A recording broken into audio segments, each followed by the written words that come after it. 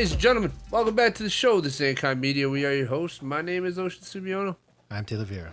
Ladies and gentlemen, quickly, you're going to hear a lot of popping going on in the background. It's because Hawaii likes to shoot a lot of fireworks on New Year's Day or New Year's Eve. So I apologize if there's some points where it may sound like there's gunshots going on in the background, but I assure you there's not. But today, we're going to talk to you guys about Netflix's original series that is a prequel to The Witcher, and it's called, I think it's called The Witcher Blood Origin, right? This series came out on the 25th of December, and it is starring Michelle Yeoh, and who are the other two main actresses, or actor and actress? Sophia Brown and you're talking about the other girl or guy? Guy. Lawrence this is gonna be hard to say. O'Furane. Okay. So those are kind of like the three main stars. There are some other people that joined the journey along the way, but ladies and gentlemen, this is going to be an initial impressions. We're going to talk about the first episode, and then later on we'll do a final impressions and talk about the whole series. Now, the series did fully come out, but due to time constraints, we're only going to talk about the first episode. So, in traditional fashion, we will start off spoiler free real fast. It's going to be very brief, and then we'll give it a score, and then we'll talk about some spoilers. Yeah, it's been a while since we've done a traditional episode because the last two episodes we filmed are not. So this is going to be fun. All right, The Witcher Blood Origin. It's going to be really hard for me to separate the first episode from the rest. But like, it's cool to get more of that world. Yeah. I guess, like the Witcher world. And this obviously this is the story of how the first Witcher came to be. And it's a really cool story in theory, but this first episode, I don't know, I just had a lot of really major issues with it, and I enjoyed it, and the action was pretty cool, but I don't know, I wasn't too impressed, if I'm being honest.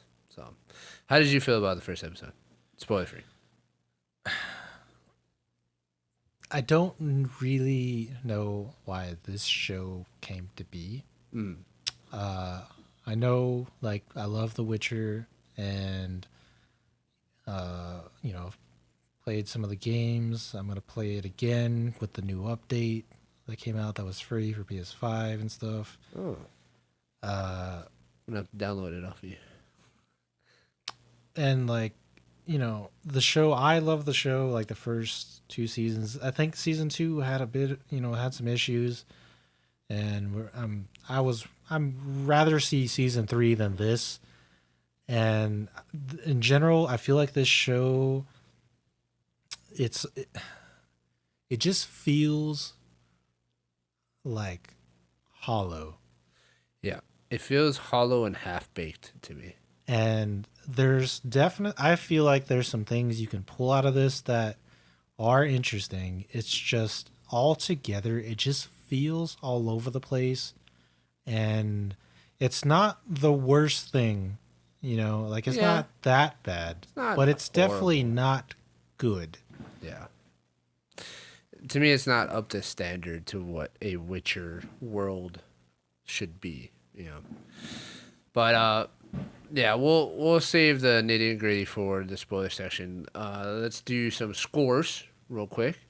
I personally am sitting at like a 5 for the initial impressions. It's like you said, it's not good, but it's not bad either. Like, it's just, yeah. Me. My score is exactly the same. It's a 5. It's like super mid, like mediocre.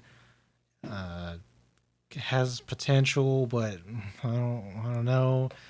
We'll see what they do with it, right? Let's see what they can pull. Yeah. So, all right, we're gonna dive into some spoilers. Talk about a little bit of what happened, and maybe raise some questions. 'Cause I don't know, it's confusing to me. So, All right, ladies and gentlemen, this is your official. Spoiler alert. All right, so this first episode starts off with. Well, how does it start? So this is actually one of the first problems of this show. Is the Oh! beginning It of starts off with Yaskin Yes. or Yaskir. Yeah, it starts off with Yaskir in a battle Yeah. for some reason, and then he gets like transported out of it by some thing. I don't know what it is. Some being. Some monster or being or whatever it is, mage, witch, I don't know. And then is like, oh, let me tell you a story. Yeah. And I was just like, did they just put Yaskir in here and do this just so that there was some like recognition Yeah. to the old That's show? how it felt to me. Yeah. And so the opening shot, like the fight scene, I'm like, oh shit, this is kind of cool. Like Yeah. I like what this is going on. And Guys then are getting then it was the whoop, Yeah. and I'm like, what is this? And then yeah, this person comes up and they're like, I would need you because you're the sandpiper to share a story for me. And then it's like it kind of is relatable to Yaskier and The Witcher, but it's like not. It feels like off. It's like Yeah. a great value version of it. Yeah. I don't like it because to me it just felt like they were just trying to have some kind of similarity to The Witcher or something to reference The Witcher without having Yeah. Geralt himself. Yeah, so like I don't like that because to me it makes it already feel like you don't think this show can stand on its own. Right. And why are you putting something out if you don't think that in and of itself it's a good content? So it didn't start off on the best foot. The idea isn't horrible, but maybe just don't use Yaski or something. I don't know. Yeah. If you're gonna make The Witcher, make The Witcher. Yeah. If you're gonna make a spinoff, use new characters. Right. I agree. So then this like being tells him, oh, I'm going to tell you a story. I want you to write it down so you can sing it or whatever. And then she goes into the story of how 7 people came to create the first Witcher and whatnot. And the first episode revolves around mainly 2 characters who I don't remember their names. So Ailey, I think. Ailey, or yeah, it's like Ailey, Eile something like or that. whatever. Yeah. And then Fial. Fial. which I forget Yeah. his last name, but Yeah. Fial. And Fial is part of the dog clan. Yep. And Ailey is part of the Raven clan. Yep. And I don't know, like, I don't know if these are all real things within the Witcher universe, like, if they're from the games and stuff, but, like, that's real original. I mean, I don't. So this is like the weird Dog thing. clan. It's like I don't remember any of this being a thing. Yeah. But it is like a Viking thing, Right. and his name matches it. Fial. Fial, yeah. Just like, what are you going for? Yeah. Are we Vikings now? Yeah, I don't know. That kind of turned me off too. I was like, why are these names so basic? And it kind of like makes it silly to me. It's like, oh, you're part of the dog clan. Like that's real intimidating. I just like I don't mind it. It's just it doesn't fit the world Yeah. to me, and it just feels so out of place. Yeah, you have a world full of monsters, of strigas and all this other like cool sounding words, and then these guys are dog clans and raven clans. Yeah. So they're part of those 2 clans, and they're at war with each other, and they basically get outcasted through their own ways.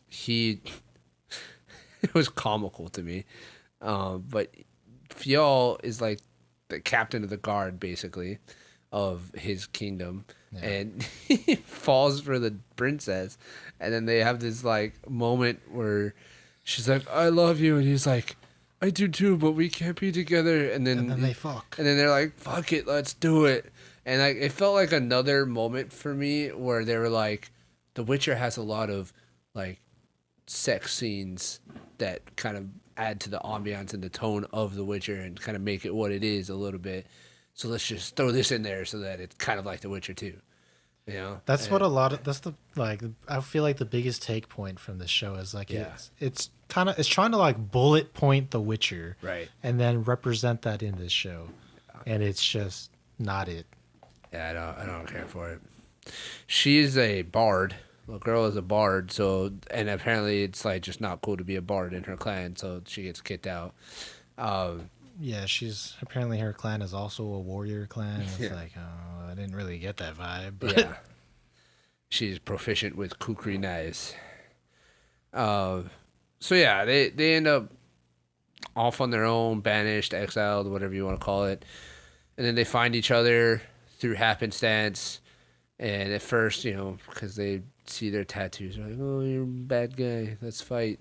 why did you say that name? So one thing I really want to point out about this show, or at least this first episode, rather, is there's like after that initial like fight scene thing, it kind of does a willow, and it starts throwing all these characters and all these things going on, and you have like no idea what is going on because it's so hard to understand like who are these people? I don't know you.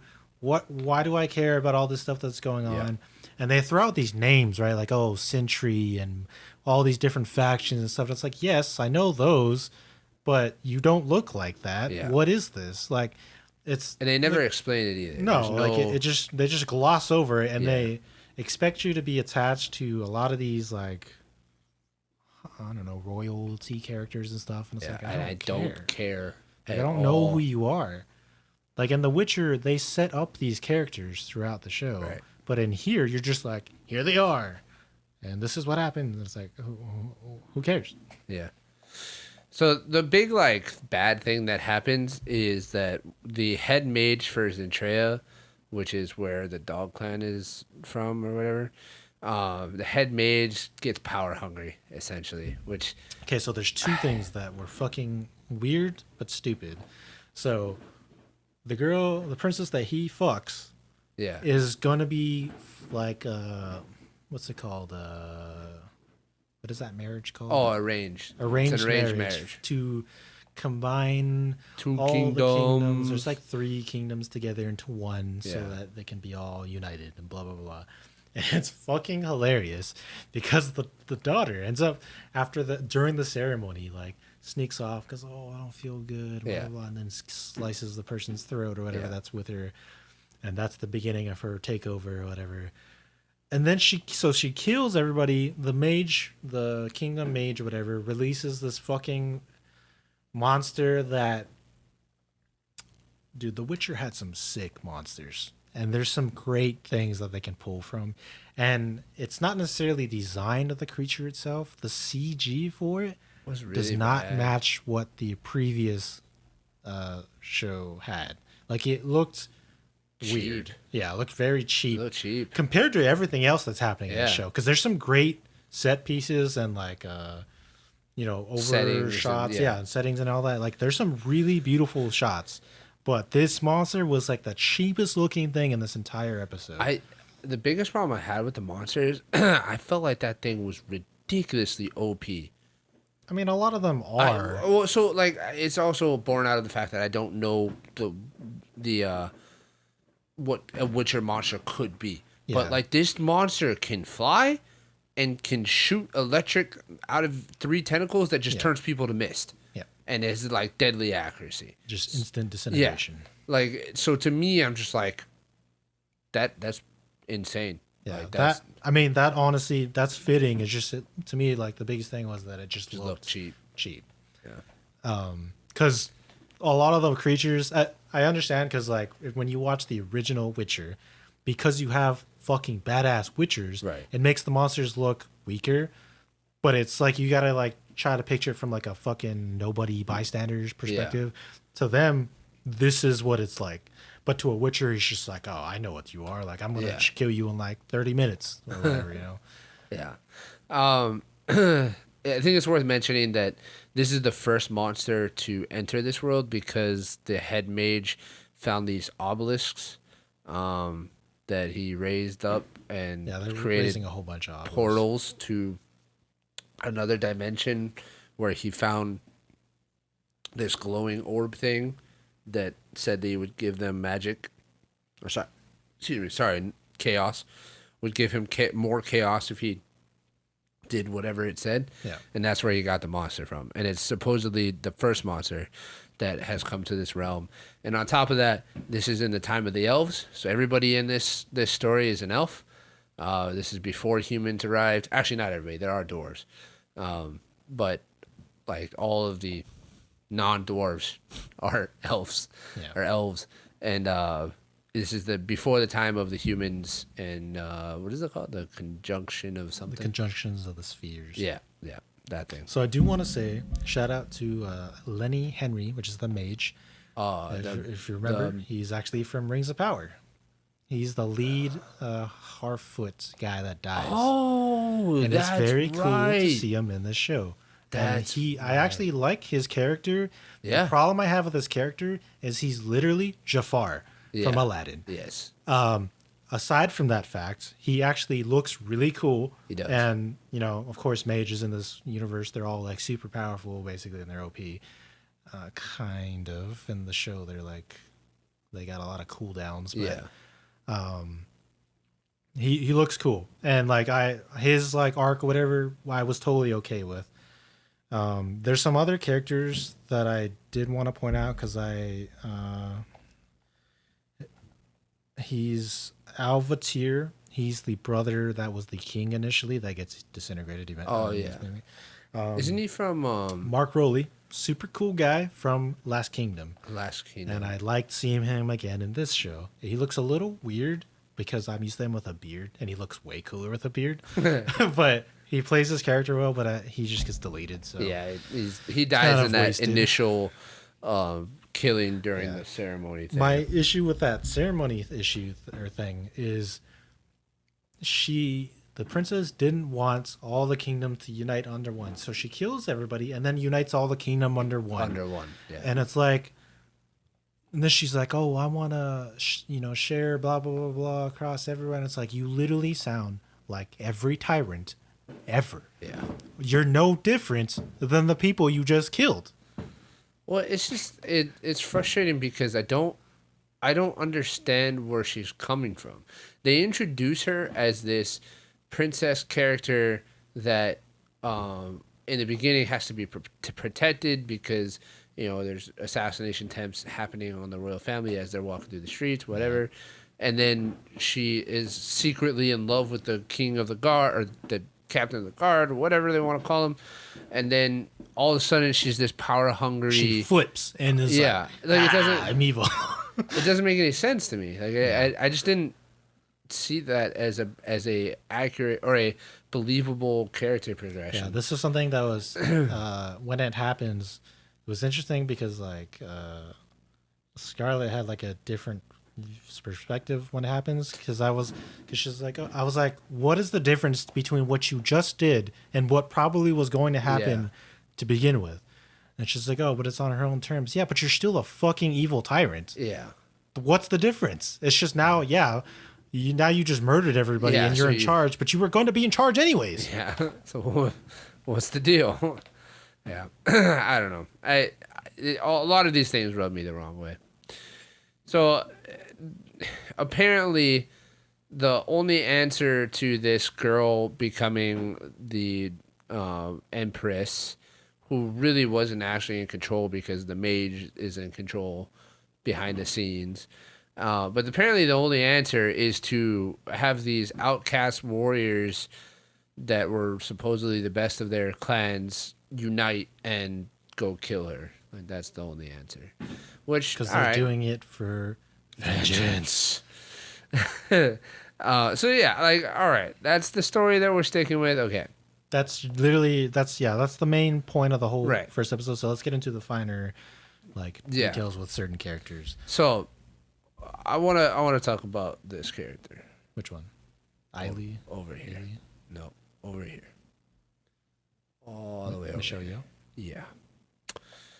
Okay.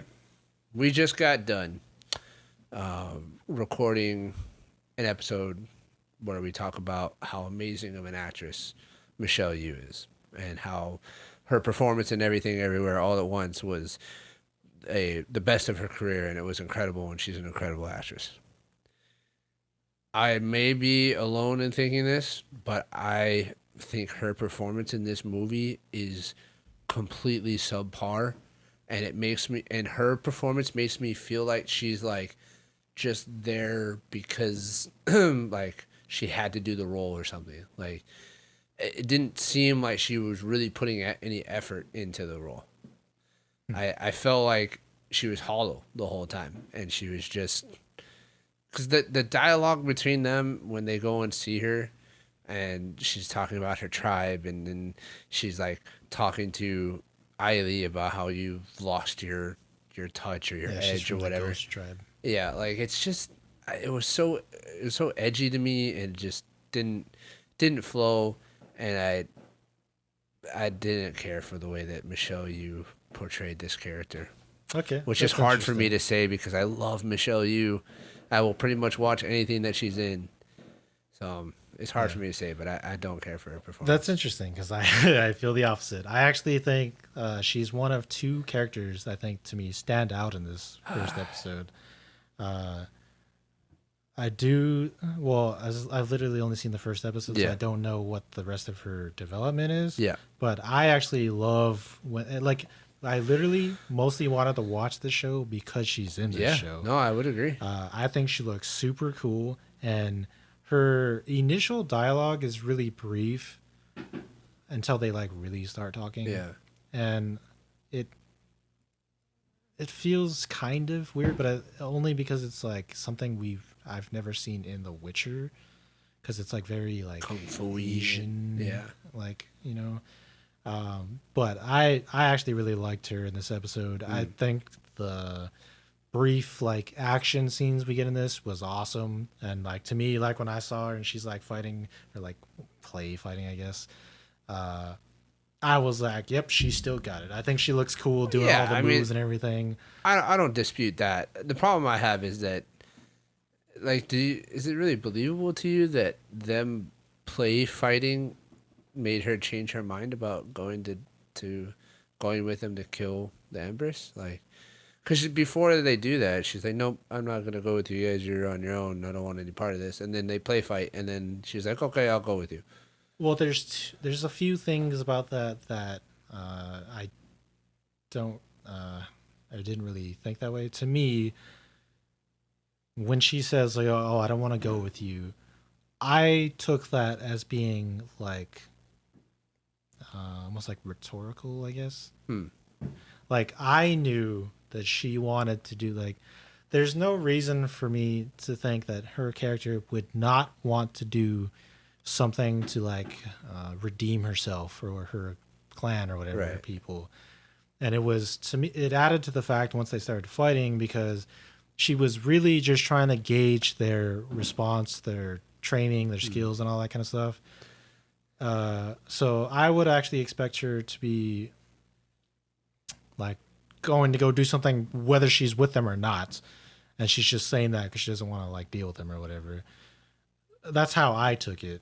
And then the problem is I have issues with Eiley, or Ailey, however you pronounce her name, her character. I do actually really like Fiol. Fiol's not bad. He's not bad. He's got a like I don't. So they're eventually going to create The Witcher, right? The first Witcher, which in itself. And they're like, oh, the first Witcher was an elf. And then Yaskia's like, oh, Geralt's not going to like this. Yeah. Wrong.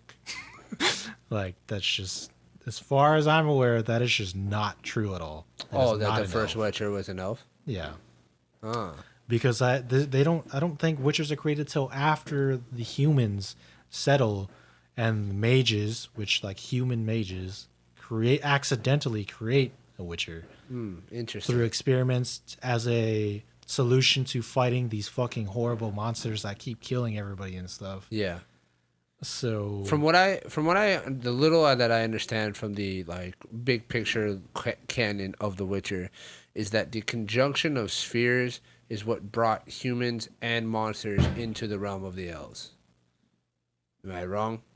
I think so.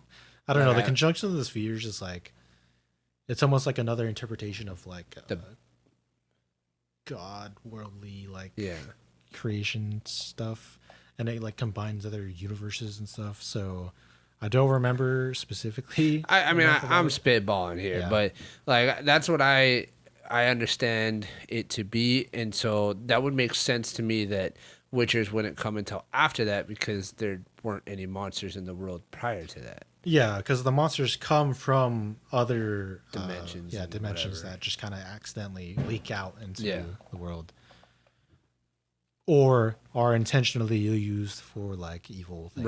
Right. Like you see in the beginning. Yeah, so it would make sense that the Witcher wouldn't be created until they were there, and at this time, there weren't. So I don't understand, like, or believe like this group of like people that like sure can like stand, I guess, on their own and their own like whatever. It feels so forced for them to come together. It does, but not in a good way. Like, I get what they're trying to do. They're trying to be like, oh, you got to work together even though you don't like each other. But it doesn't feel like a believable progression in their character arcs. Yeah. So again, reminds me of Willow. Yeah. With the band of people they decide to go on their fellowship. Yeah, I guess we'll see what happens. So this episode ends with the Michelle Yeoh's character deciding to join them. Like that's the way that the first episode ends. So, we'll see where they go with this. I'm not like really too enthusiastic about it. Maybe they'll surprise us. Maybe they won't. I don't know. I am curious to know like who's going to be the first Witcher. Yeah, that's what I was going to ask. Who do you think is going to be the first Witcher? I feel like are there female Witchers? No. Well, not in this current time. Okay. So, like, this is like the original 3. They talk about in the beginning of the episode that when the being is talking, there's going to be 7 people, and she kind of like goes through who each of them are. Just in the beginning, real briefly. So there are a couple other guys that end up joining. So I guess it could be them, but I feel like the obvious answer is Fiol, right? Just because he's that's what I was gonna say. He's like only male. Of these 3 characters, he stands out the most to me to be a Witcher. Just his like entire demeanor. Yeah, he's super cool. I like the fact that he's super great with an axe because it gives me Kratos vibes of the way he fights, and even the effect of like when he's swinging in, it's like that. Whoong, like it sounds to me. It reminds me of God of War. I will say that they do make a very like they intentionally make the sound of all of the weapons and stuff a lot louder than what it really would be. Yeah. And I kind of like it. Like, I like it because it just accentuates. Yeah, I like it. Like some people might find it annoying, but I like it because like we're watching this for the action. We're not watching this for So I want to hear that axe slice through the air as it comes towards somebody's body. So I think he has some really cool fight scenes throughout. For Ailey, most of her scenes are pretty cool with her knives. Yeah. The only problem I have is it's like a little unbelievable to me for a fighter to be so overpowering with daggers. Yeah. Against the supposedly like strong soldiers that were undercover or whatever. Right. And then there's this one particular shot that I thought was just stupid. I think I know what you're talking about. It's when she gets up and her sister gets shot or something like that. And she just, she throws knives a lot in this. Yeah. And then she does a lot of stabbing and all this like cool, flips and stuff. That one knife throw. Yep. Bro, that was far as fuck. This dude shoots her sister with a bow and arrow from across the beach. And she like looks up and is like, turns. What just happened? Sees him, reaches down, throws a knife, and it hits him. That dude had to have been more than 100 feet away. There's so many things wrong about this because it's like, one, That's a fucking kukri dagger. Yeah. So throwing those not really, that yeah. far, or throwing any knife that far Yeah. that's a stretch. Especially Top of that, like because this. it's a kukri dagger. I don't know. And the third thing is it's like a underhand throw. Yeah, it's Come not on, like she dude. like wound and threw. Like she Yeah. just was like, It's not like him when he's just like, oh, you gotta run, oh, yeah. and just like whips the axe at him and just hits him in the back like it should, because he's only like yeah, I don't know, like 25, 30 yards feet maybe. or Yeah, something. yards is probably better. Yeah, yeah. That dude, especially the way that they shoot it. Like when you see the shot, he looks far away because it looks like a little hazy. And it's just like, dude, there's no way you just hit that guy. Especially since they're all wearing armor and a throwing, like you throw a the dagger. precision of Yeah. that on top of that range, that's a little much. Yeah, The fact that she uses daggers is cool, and Sure. then like the rest of her fighting Yeah. was cool because it's all up Makes- close and yeah. it makes sense. It was just that one throw. I was like, oh, dude, Yeah, nah. I agree.